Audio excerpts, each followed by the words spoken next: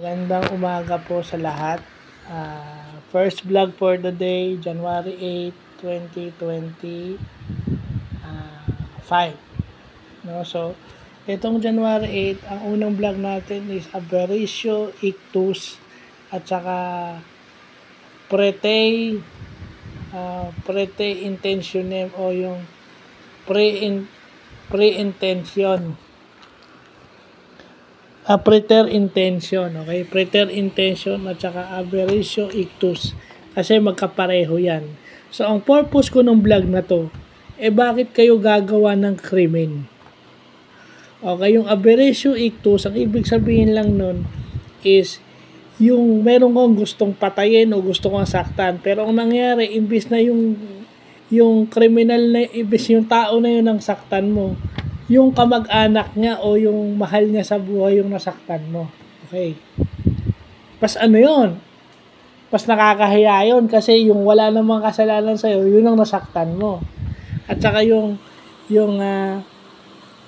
preter intention, ibig sabihin, nag-commit ka na ng crime pero mas malala pa yung isang crime na na-commit mo. Halimbawa, nasuntok pa, sasaktan mo lang, pipilayan mo lang, napatay mo. O, yun yung instances na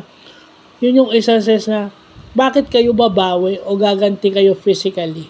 Kaya yun ang ipinagpapasalamat ko sa pagiging PWD. Kasi kung ako may kakayahang bumawi, hindi ko alam baka ibang tao yung masaktan ko or makapag-commit ako ng mas malalang crime. So, yun yung iisipin nyo. Kasi pag galit kayo minsan, yun ang gusto nyo eh. Kahit ako naranasan ko yan, pag galit na galit ako, kung pwede nga lang, gilitan ko sa leeg yung mga nambubuli sa akin. Pero yun ang pinagpapasalamat ko kay Lord na hindi ako pwedeng bumawi at wala akong kakayahang bumawi. Kasi mas worse, pag bumawi ka, pag nag-retaliate ka, sa basketball nga kung sino yung bumawi sa gulang, yun ang nate-technical, yun ang nato-thrown out eh. So example ko na lang yun. Sa basketball, kung sino yung bumawi at saka sino yung yun ang napapatawa ng penalty mas malala. It's either suspended ka na next game, suspended ka indefinitely, or ban ka. Di ba yung kay John Amores, di ba? Oh.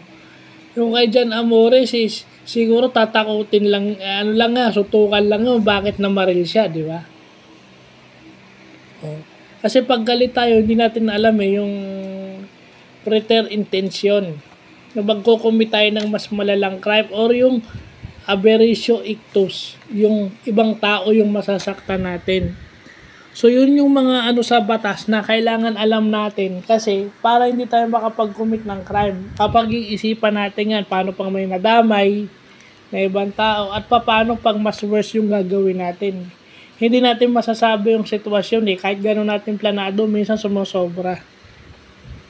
Lalo na pag galit na tayo. Sa Batang Quiapo, na example yan. Yung intention mong sumusobra. Pinapakita sa Batang Quiapo yan. Sana na maintindihan ng lahat. Ang problema kasi sa atin, nakikita na natin sa Batang Quiapo, hindi natin nire-research. Kaya kung ang pagkakaintindi natin, hindi ganun kalalim. So, yun lang po.